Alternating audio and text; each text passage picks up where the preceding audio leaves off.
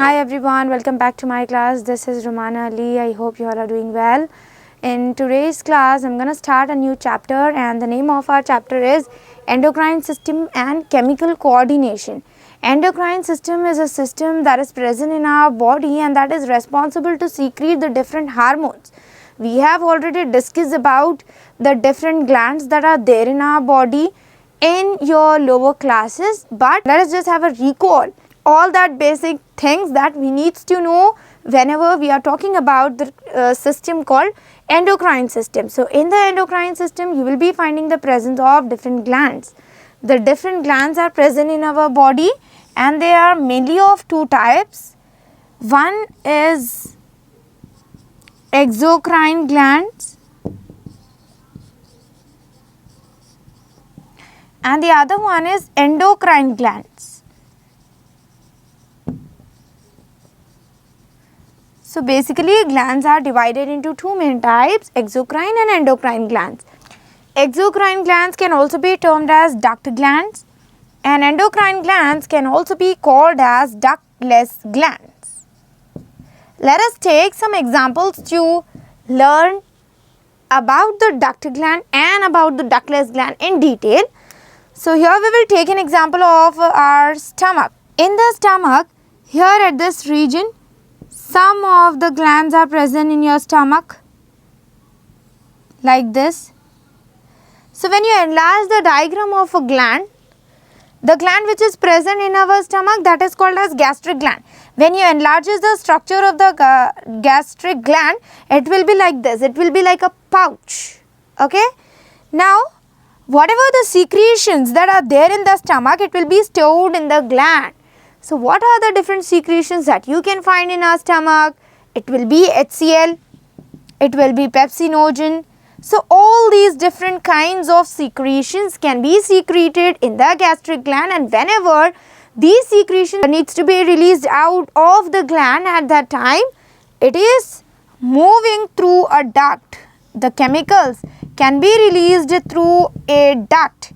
So this is the duct and this is our gastric gland. So as the glands are showing the duct in order to release its secretions, we call these exocrine glands as duct gland. But when we talk about endocrine gland, then there will be no any duct present to release the secretion. It directly releases the secretion into the blood. How it happens? Let us take one more example here. And here we will be taking an example of any organ. Organ is made up of cells, we know, and in the organ different capillaries. This is our blood artery. This artery breaks into different capillaries and then these capillaries combines together and it is forming a vein.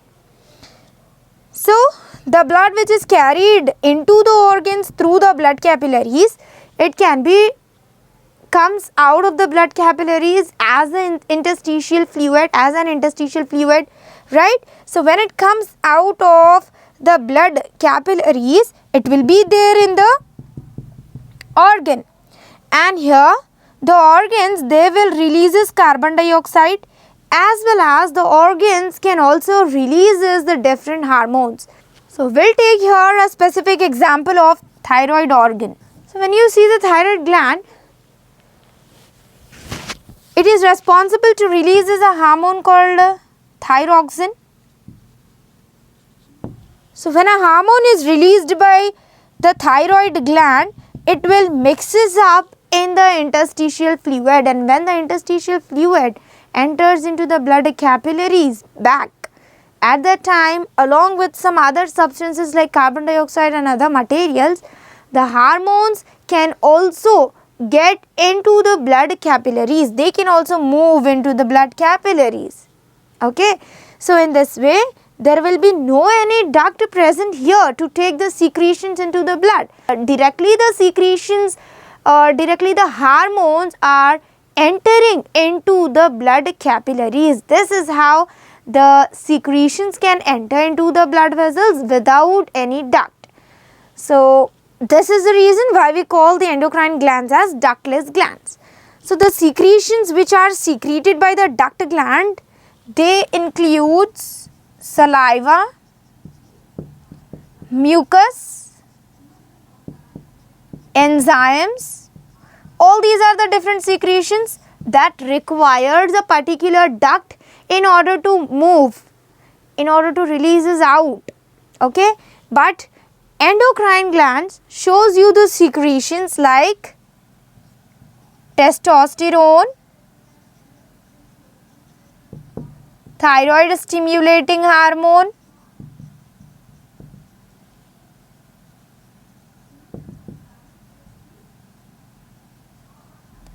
LH luteinizing hormone. All these are the different kinds of hormones.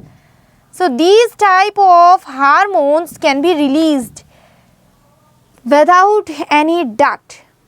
They can be released by our endocrine glands. So this is about the classification of glands based on the presence of duct. If the duct is present, then it is called as exocrine gland, and it can secrete the different secretions like saliva, mucus and enzymes. And if we talk about endocrine glands, then there will be no duct present to releases the secretion into the blood. Endocrine glands are the glands that are responsible to secrete the different hormones like testosterone, thyroid stimulating hormone and luteinizing hormone. All these kinds of chemicals that are hormones can be released by the endocrine glands. Let us see the different types of hormones that are secreted by our glands. Here we will take an example of any gland again. Let us take an example of pituitary gland. This is a gland which is called as a master gland, and it is found in our brain. We all know that the blood is going to be circulated through blood capillaries, and it can comes out through our vein. Now, the pituitary gland is responsible to secrete a hormone called LH. So LH is secreted by the pituitary gland into the blood. This blood is going to circulate throughout of our body. It will goes into each and every part of our body, but the hormone which is released by the pituitary gland, it will show its effect wherever it is necessary. Where the requirement is there for luteinizing hormone, there only it shows its effect.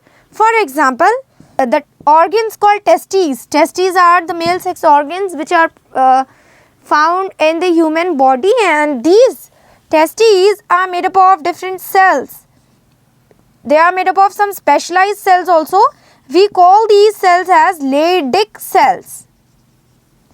So luteinizing hormone stimulates the Leydig cells to releases another hormone, and that hormone is testosterone. Okay, so one gland is responsible to secrete a hormone. That hormone will not show any effect on that particular gland itself, but it will go to other organ in order to show its effect, in order to stimulate the production of different hormones. Such hormones can be termed as circulating hormone, which do not show any effect on its own gland. So these type of hormones are called as circulating hormone. They will circulate throughout of our body in the blood, and they will show its effect wherever it is essential. So at a particular point or at a particular organ only it shows its effect. So this type of hormone is called as circulating hormone. Now one more type of hormone is present in our body. It is also found in our body, and we call that hormones as local hormones. So what do you mean by local hormones? Here we will take an example of testes again. This is a testes where the Leydig cells are found. Leydig cells, they are releasing a hormone called testosterone. Testosterone is a hormone which is responsible for secondary sexual characters. Mosaic, beard, all these different characters can be obtained in the body of a male by the release of a hormone called testosterone. It is not only affecting one part of the body, but it shows its effect on the different parts of the human body. So this type of hormone can be termed as local hormone. How it is showing its effect? These are the Leydig cells which releases the testosterone. This testosterone moves into the blood, and it will be circulating in the different parts of our body, and it shows its effect in the different parts. Besides this, the testosterone will also show its effect on its own cell. That means on the cells of testes also it shows its effect for the development of secondary sexual characters. This is how certain hormones are present that shows its effect on the gland itself, on the organ itself where its gland is present, and this type of hormone also shows its effect on the different parts of our body, on the different organs. So these kind of hormones can be termed as local hormones. So hormones are of two types, one is circulating hormone and the other one is local hormone.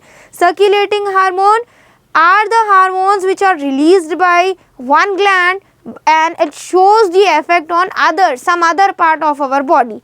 Local hormones are the chemical substances or the hormones which are released by one gland. That hormone shows its effect on that particular organ also, and it also shows the effect on the other different organs of the human body. This is how the hormones are classified into two main types, circulating and local hormones. In the human body, the two types of chemicals are released by the different systems. One is our hormones which are related to endocrine system, and the other one is our neurotransmitters which are related to the nervous system. So hormones are the chemicals that are released into the blood in trace amount. That means in a very small quantity these hormones are released into the blood of our body. They are non-nutrients and they affect the functioning of the distant cells. Just before we have seen how the luteinizing hormone that is released by the pituitary gland can affect the role of testes.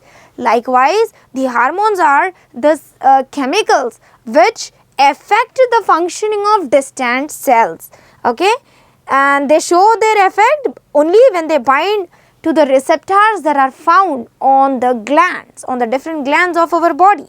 So the different glands of the human body secretes different kinds of hormones into the blood, and the hormones are nothing but the chemical substances which are released by the different gland into the blood either through duct or directly. So this is how the different chemicals are released, and they are responsible to carry out the different functions of our body. Next one is neurotransmitter. These are also chemicals, but what is the difference between the neurotransmitter and hormones?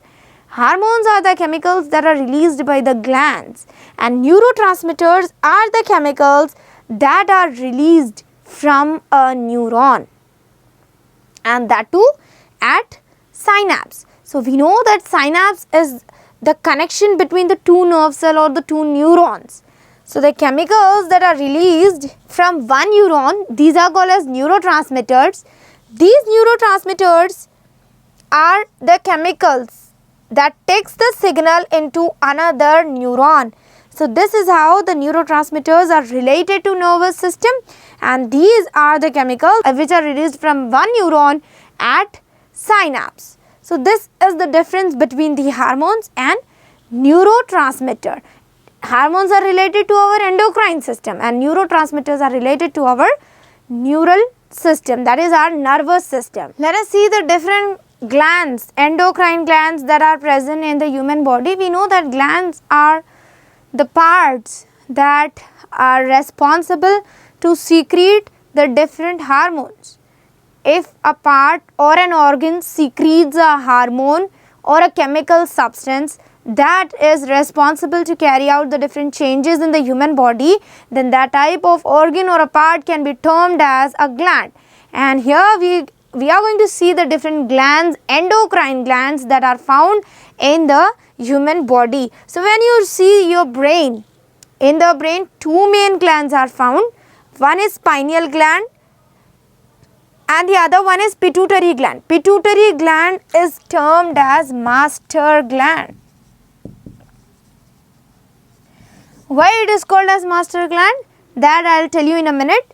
So pituitary gland is found in the hypothalamus region of our brain, and then here below here in the neck region or in the pharynx region below the pharynx you will be finding a gland that is called as thyroid gland, and thyroid gland is responsible to secrete the different hormones like thyroxine. Okay, next one is, in the thyroid gland one more specialized gland is present, and that gland is called as parathyroid gland. We are going to discuss about each and every gland in this chapter in detail. Just for now you need to remember all the different names of the gland and where they are present, that you need to see. So here near your heart you will be finding one gland, and we call that gland as thymus. And then behind the stomach or near the stomach one organ is present, that is called as pancreas.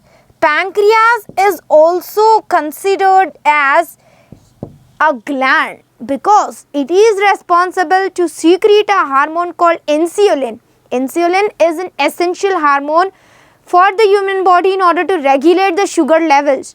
So pancreas is a gland that is responsible for the secretion of insulin. Over the kidneys also you will be finding the presence of one gland, and we call that gland as adrenal gland. Adrenal gland is responsible to secrete different hormones like adrenaline. Okay, in the females ovaries are present. They also secrete some kinds of hormones that are very essential for the development of secondary sexual characters. So as the ovaries are releasing the hormone, as they are secreting the different chemical substances, we can consider the ovary as the gland. So ovary is also an endocrine gland which is found in the females. In males, for the secondary sexual character, for the development of the secondary sexual characters, testes are the organs that are considered as the glands because the testes are responsible to secrete a hormone called testosterone, which brings a lot of changes, which brings the development in the characters of an individual. So this is how the testes are the endocrine glands that are found in the males, and ovaries are the endocrine glands that are found in the body of females. So pineal gland, pituitary gland present in our brain. Below the pharynx thyroid gland is present. Thymus is present near our heart. Adrenal glands are present over the kidneys. Ovary is present in the females, and testes are the glands that are present in the males. And pancreas is also a gland that is present in the human body. All the above glands are common in both males and females, but ovary is found only in females and testes are found only in the body of males. So these are the different endocrine glands that you can see in the human body. That's all for today. Thank you.